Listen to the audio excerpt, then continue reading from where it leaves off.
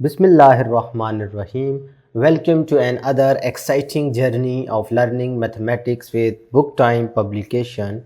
Today we will learn something new and exciting in mathematics grade 2. Let's get started with unit number 1, that is whole numbers. And our topic is numbers from 501 to 600.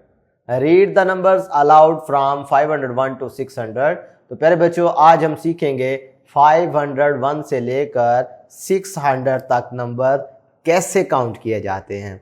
ठीक है, ये क्या है 500, बाकी सारी counting वही है जो 1 से लेकर 99 तक आपने पढ़ी हुई है।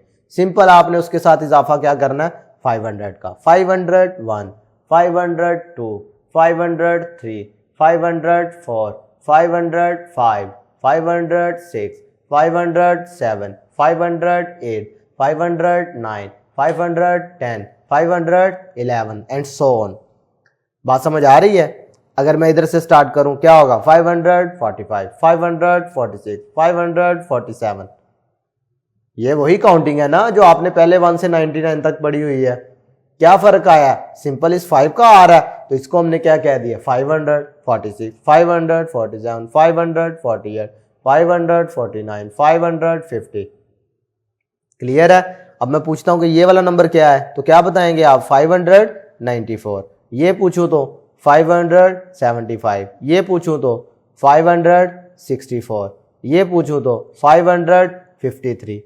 नंबर में बेसिकली आपको पढ़ना सिखा रहा हूं कि काउंटिंग कैसे आपको नंबर आइडेंटिफाई आप करते हैं, कि इसको आपने क्या पढ़ना है। तरीकाकार आपको समझा दिया है। ये देखें जी 595, 500 पहला नंबर देखा, 500 आगे आपको 96 की पहचान पहले से है, 597, 598, 599। और जब लास्ट पे 99 से पहुंचते हैं तो 99 के बाद 100 आता होता है, लेकिन इधर क्या था 500 तो एक का इजाफा हो गया, क्या बन गया 600। क्लियर है? अब इससे रिलेटेड ये कुछ क्वेश्चन दिए गए हैं आपको।